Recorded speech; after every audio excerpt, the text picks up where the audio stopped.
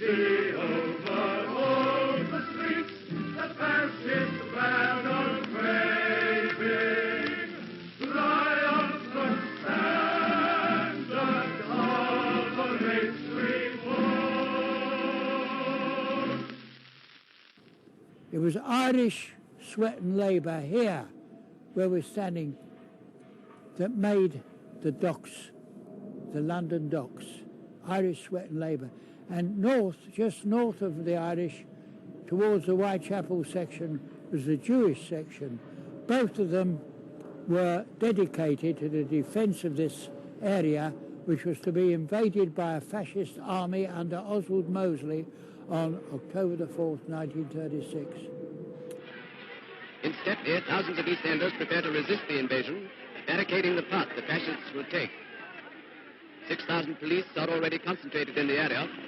I think there are two important things to say about the Battle of Cable Street, and some of them are misunderstood. The first one is that it's assumed to be a battle between Oswald Mosley's fascists and the people of East London. But in fact, the battle was three-way, between the fascists, the police and the people of East London. Mounted police come to their colleagues' help. Batons are drawn and heads broken as the anti-fascist demonstrators resist efforts to disperse them.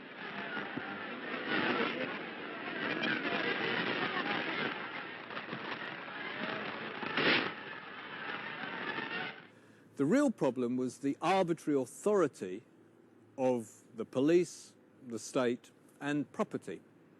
And most people, and particularly the political activists, understood the real dynamic of that. And I think this is a salutary story in relationship to this. Up towards Whitechapel, there was an area of very, very cheap rented accommodation. But it wasn't cheap enough for most of the people in the area, and many times they were evicted because they couldn't afford the rent. And there was a particular movement among radicals in the 30s, and this actually went through to the 50s, of defending people from eviction against their landlords. And on one occasion, in fact on many occasions, but this is one documented and in public record, that local activists organised around the Stepney branch of the Communist Party went to defend a fascist sympathiser against an eviction. And you say, why would they do that? But the local working class activists said, look, this is something we will deal with. We will deal with their politics. We will deal with an argument with them about what they think about their fellow population and community. You will not get rid of them. That's our job. We'll decide. And so on a particular occasion, when the bailiffs came to evict these fascist sympathisers, then a group of local activists said no, and they stopped that eviction. So when I say that the three-way struggle was between the police, the activists and the fascists, I'm not minimising the opposition to the fascists. I'm merely saying that the primary conflict was between local working class activity and the state. And I think that's something that we should bear in mind about the time, which we've lost.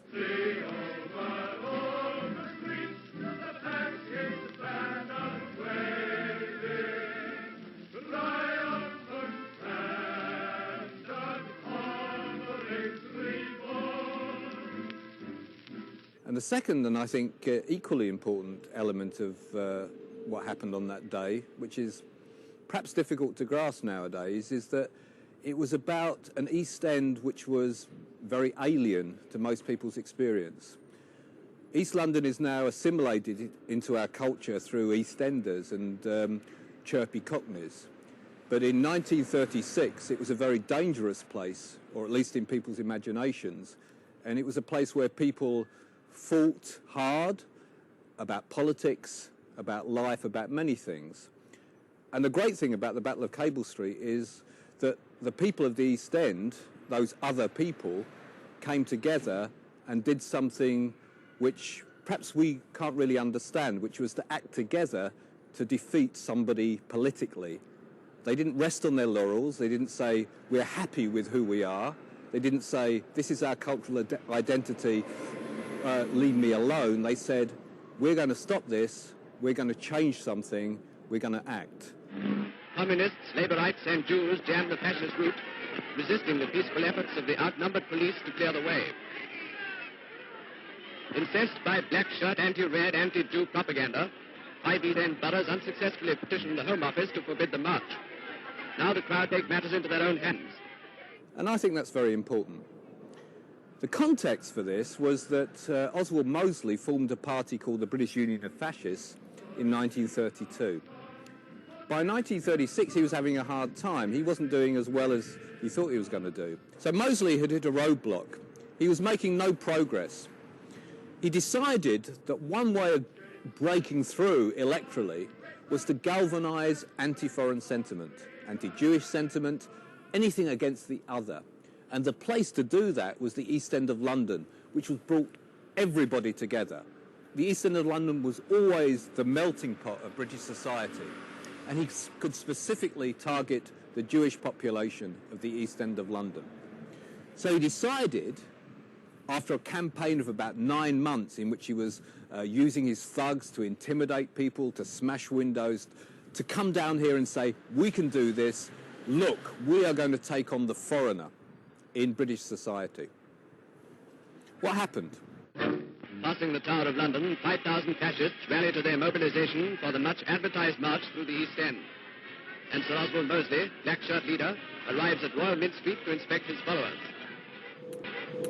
I remember it distinctly. I was a young lad, 15 and a half, attached to the Labour League of Youth, conglomeration of young men between 16 and 20, dedicated to the overthrow of fascism, not only in England but abroad.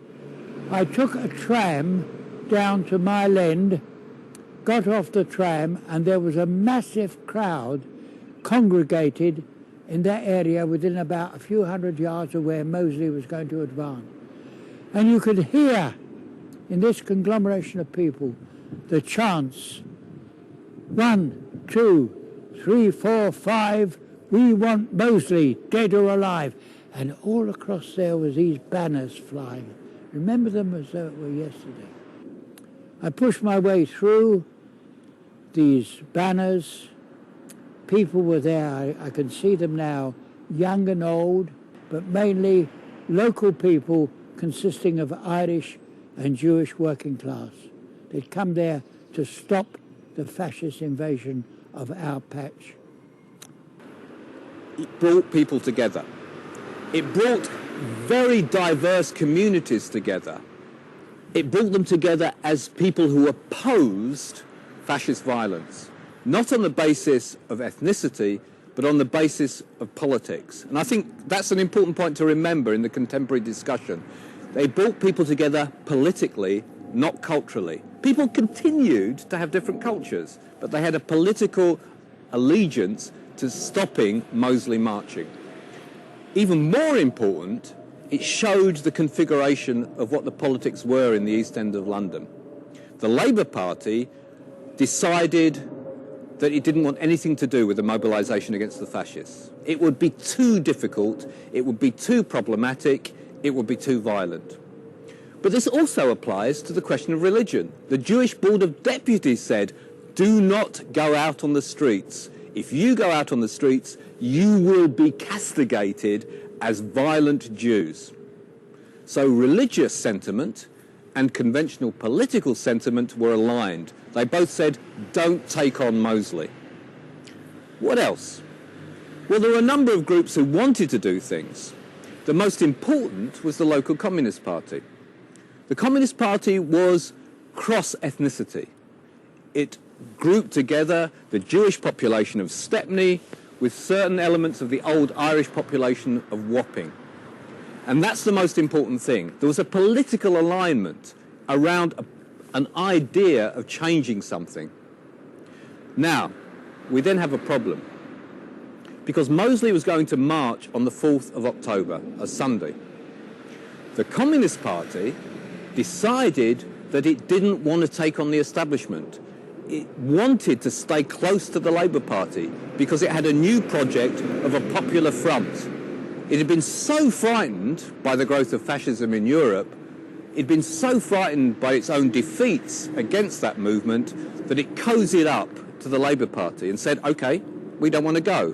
What we'll do is we'll organise a demonstration in Trafalgar Square on the same day, and it will be a good demonstration because it will be in support of our brothers and sisters in Spain who are fighting a war. Very good idea. But as people commented at the time, the best way of taking on the fascists was not by celebrating in Trafalgar Square about Spain, important though that was, but by doing something real in the East End of London on Sunday the 4th of October 1936. And so the Communist Party in London, the District Committee in London, came under incredible pressure from the Stepney Party. The Stepney Party said, look, we need to do this in principle, but we also need to do this pragmatically, because if you don't do it, somebody else will, because people want to do this. It took ages, right up until the Friday before the Sunday, the Communist Party was still committed to that demonstration in Trafalgar Square.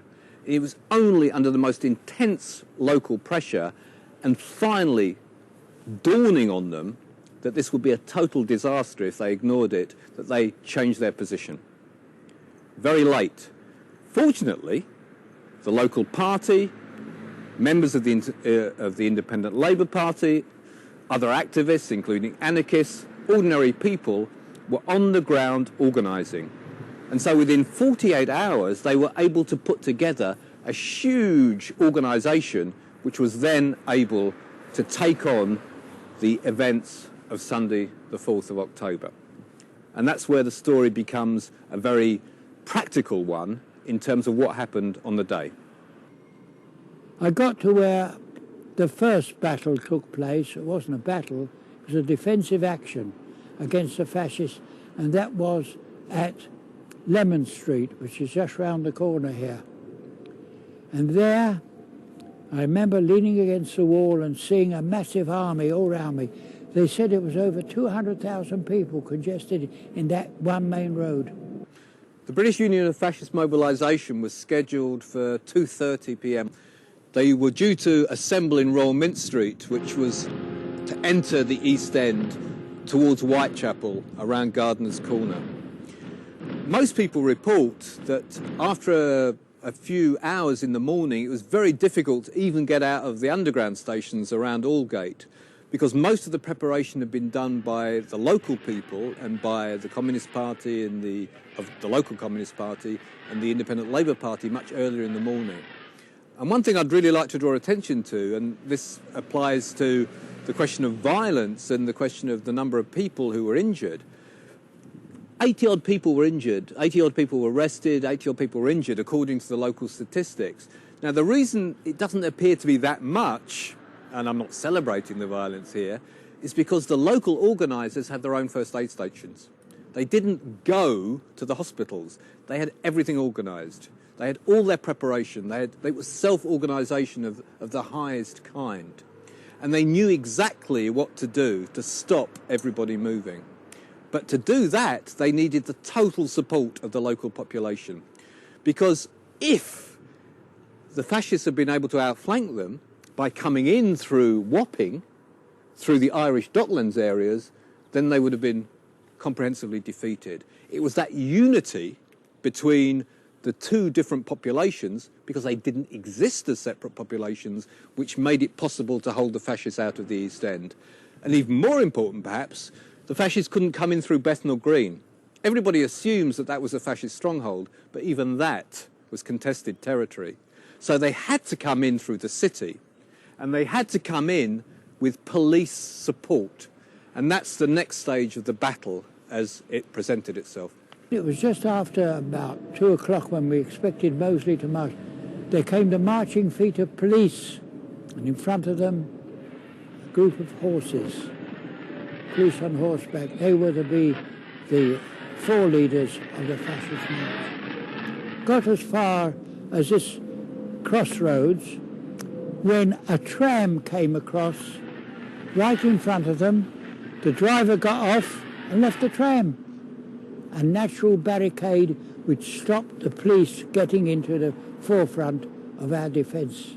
kids were throwing marbles at the horses and they were collapsing on the floor. The police worked themselves into a frenzy, but they were stopped by this barricade of a tram. We learnt later that the man who was the driver was a member of the Communist Party, local Communist Party. There were women throwing filth and dirt and emptying garbage onto the police. And I was standing only 150 to 200 yards away from here.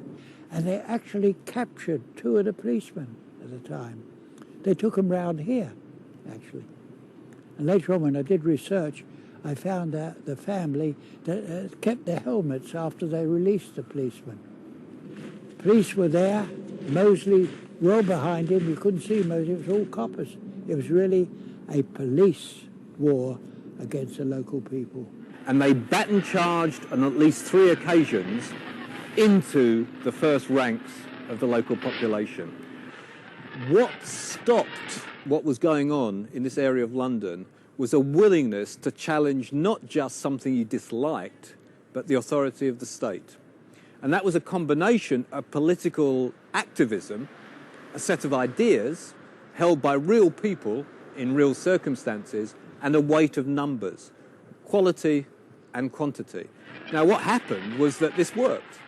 Over 3 or 4 hours, the police tried to break down, they tried to break through the lines, they arrested people, they beat people with batons, the people who were beaten were replaced, and in the end, it looked as though it was impossible to get through. Well, it was about 4 or 4:30, I think, that I could see that there was a stalemate. The police couldn't get through. And what was, to me, most, I think, uplifting was to see bearded Jews and Irish Catholic dockers side by side behind barricades up here at the end of Cable Street, which stopped the police getting through. And then 2 things happened. Mosley, dilettante that he was, turned up late. He was on his way to a wedding in Germany, his own wedding, presided over by Joseph Goebbels, and he decided that things weren't going to plan. Local Labour dignitaries decided that things were getting too fraught and negotiated with the commissioner of the police, somebody called Commissioner Games, and they decided to point the fascists in the other direction. So instead of trying to get into the East End, they marched away along the embankment.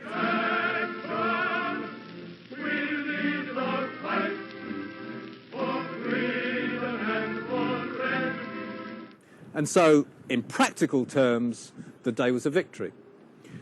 But the important thing to remember is what happened later. And I think some of the most important people involved in this made this point, particularly a guy called Joe Jacobs, who was the secretary of the Stepney District Party of the Communist Party, later expelled for his street activism by the party.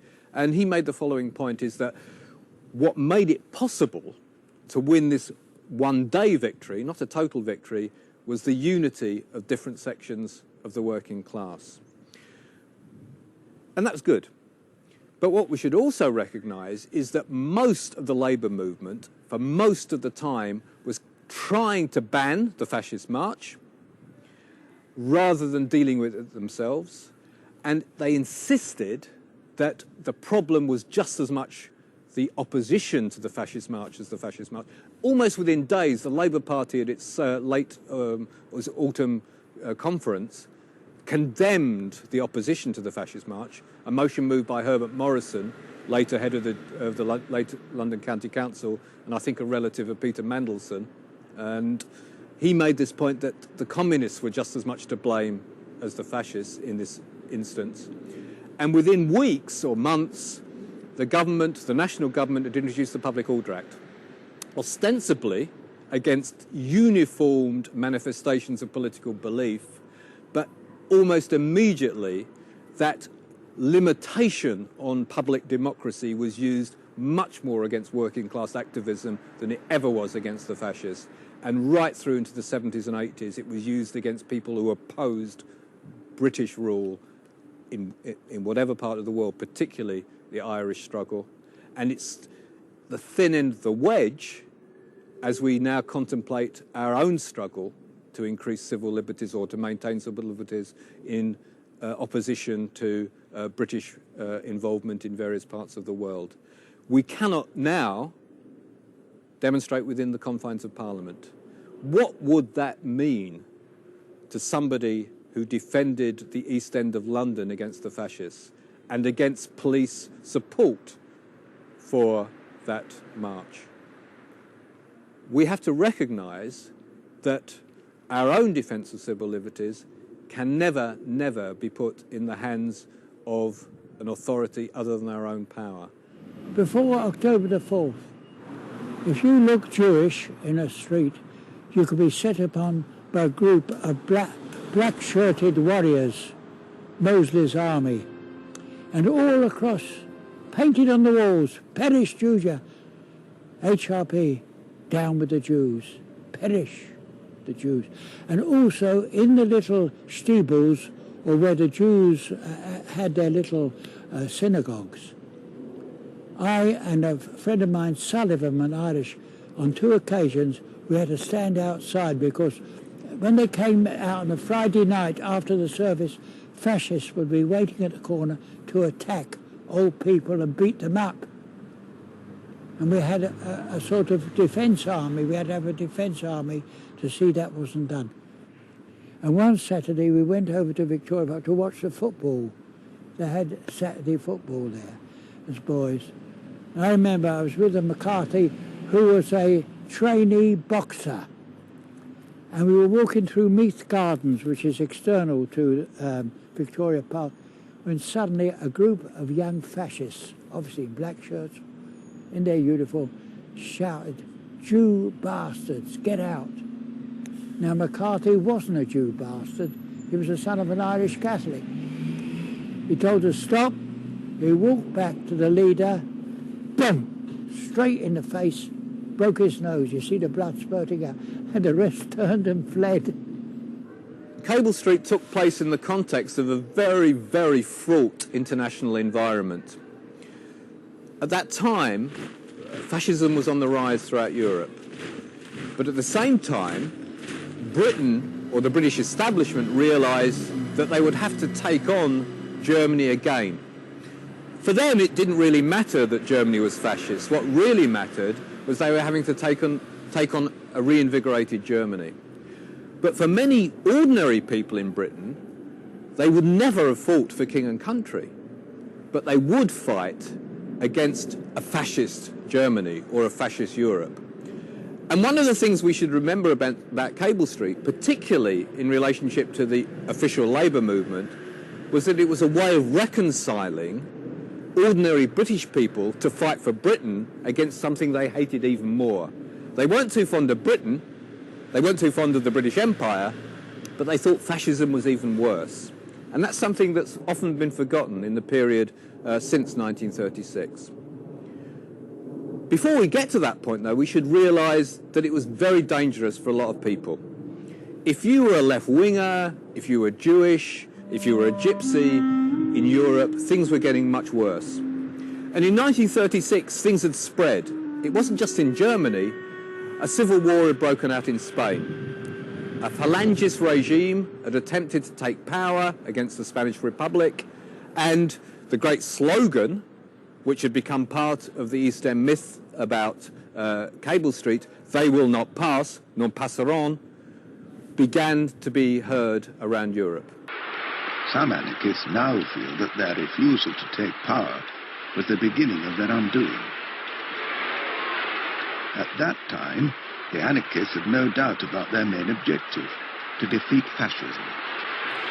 Whereas now, we find a political debate between people who appear to be identical. In Europe in the 1930s, we had world-opposing visions about how to organise society. We had the idea that ordinary people could take control of society, and we had the other idea, the idea which is behind the fascist model, which is that ordinary people should have no place in organising themselves, and that, in fact, capitalism would revert to the most barbaric forms in order to keep its control. People said, contest means that we must retreat to order.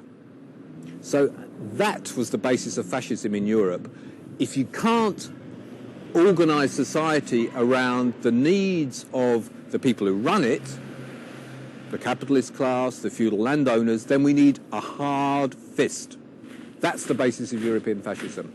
And it appeals to the people who are disorganised by change. So the classical base is the petty bourgeoisie.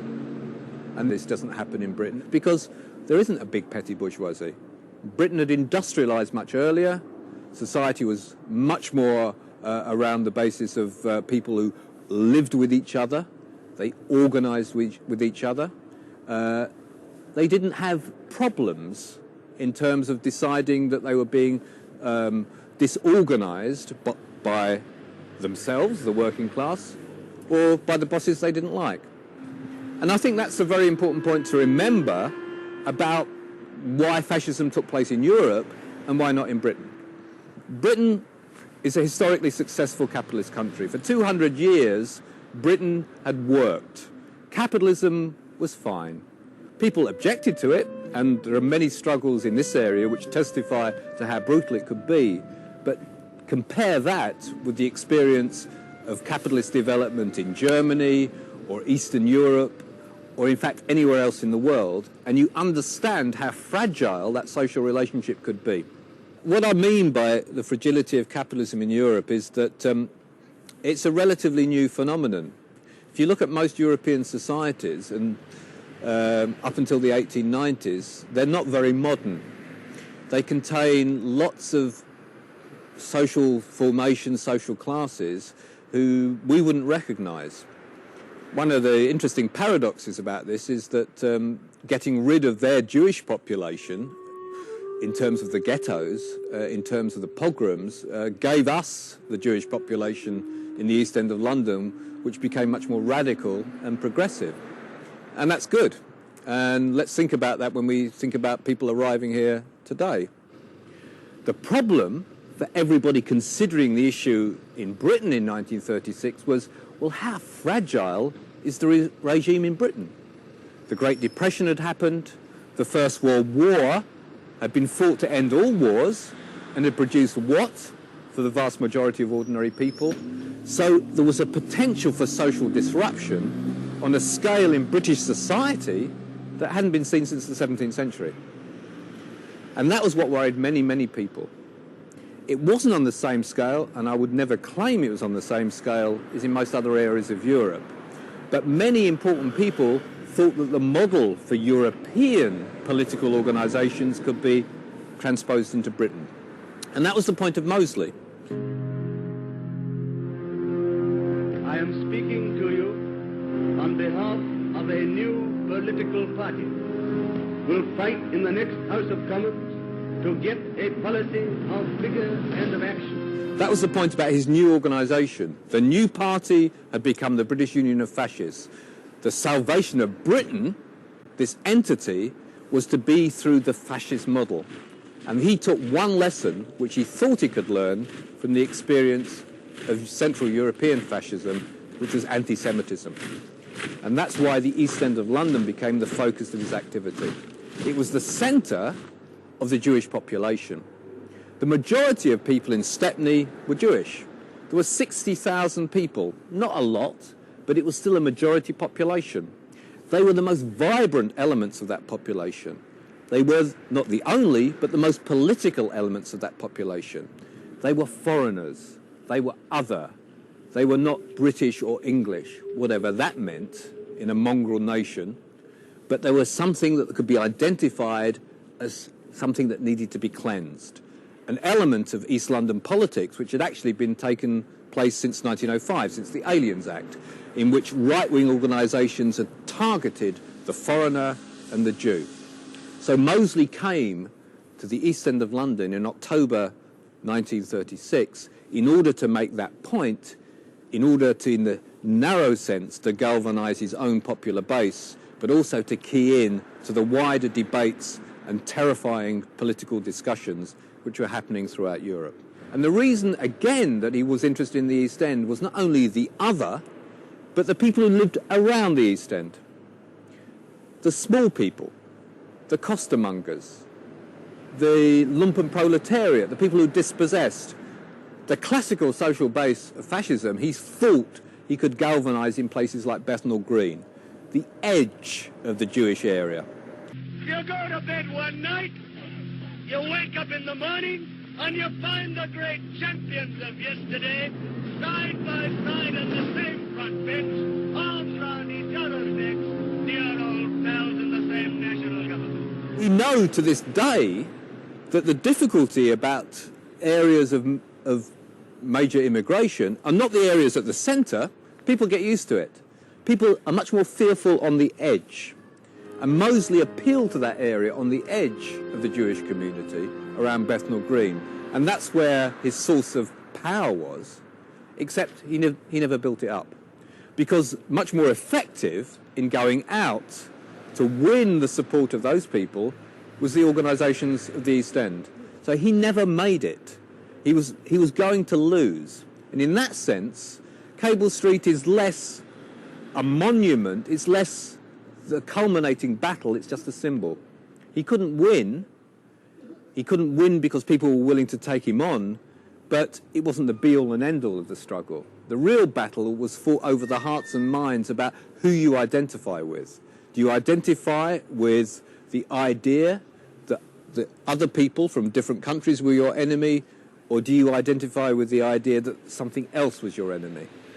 That was never satisfied. That was never fully concluded. It wasn't as though people said, everybody's my brother and sister, but at least at Cable Street, they decided that the solution of treating people as aliens was not a victory. The sensible thing about Mosley's strategy was, of course, that the Jewish population of the East End of London were a problem. They were Bolshevik bastards, and they were disproportionately radical. This is a very interesting phenomenon. It's not specific to the Jewish population, is that you often find that immigrant populations in dynamic cities, people who move around a lot, like merchant seamen, are disproportionately radical. And this is because they have more experiences. They live in society, not in isolated communities. And that was one of the great phenomenon of East End Jewish life from the 1890s through the 1930s. So when Mosley and his fascists would say the Jews are communists, many Jews in East London would say, damn right, we're communists, we're radicals, we want to change the world. And that had a powerful influence. There were 60,000 Jewish people in the small borough of Stepney, and that was well over 50% of the population.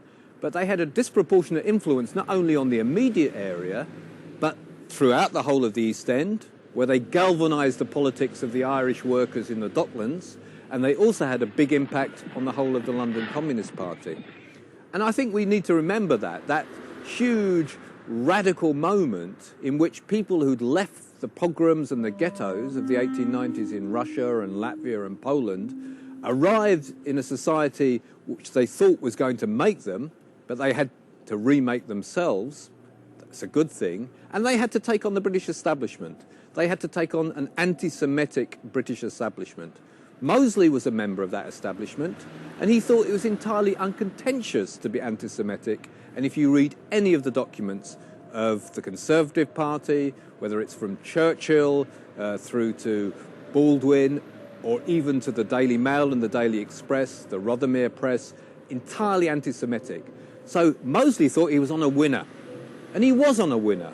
Nobody would have opposed him inside that political environment. But when he came to the East End, he found not only a Jewish working class willing to oppose him, but he found a political environment in which deciding people's worth on the basis of their ethnicity or their religion was not acceptable, but deciding what people's worth on the basis of their politics was.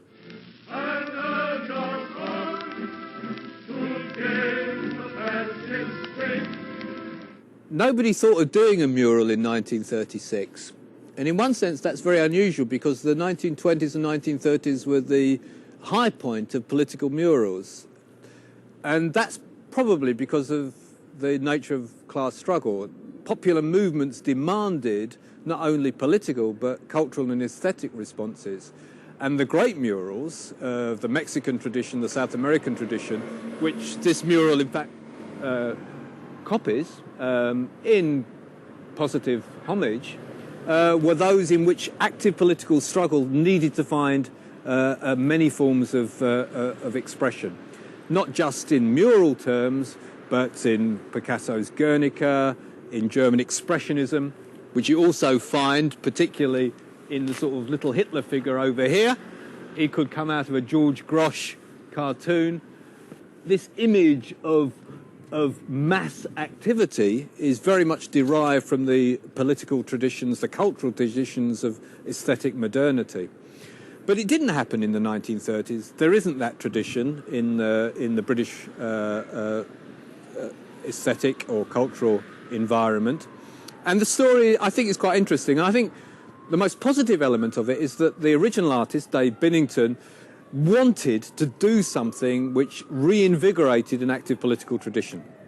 And he did that, I think, with every positive intention. And I think it's important to recognise that he did it in the context of a new political struggle in the mid-1970s.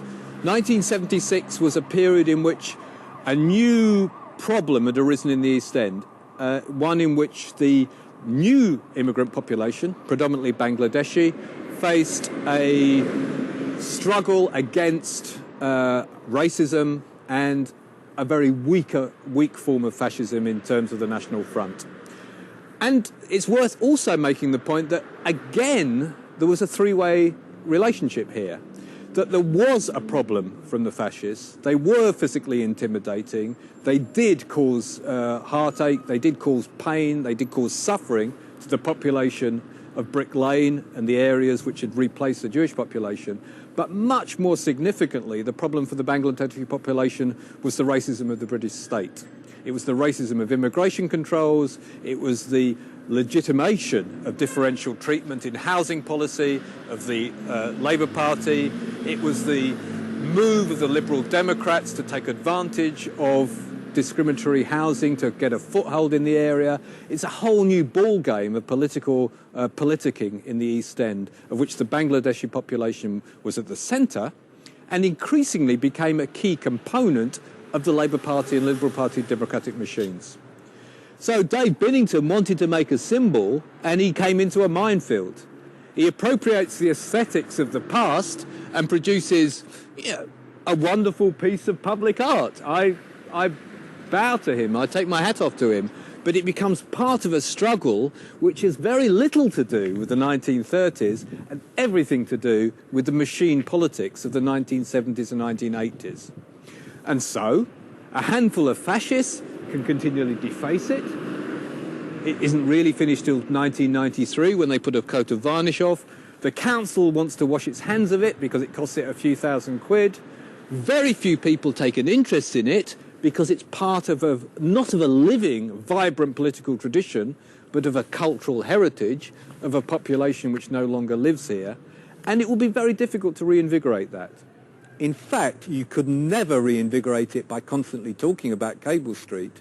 You could only reinvigorate it by talking about the rights of the Bangladeshi population to good housing and opposition to the government's asylum and immigration policy.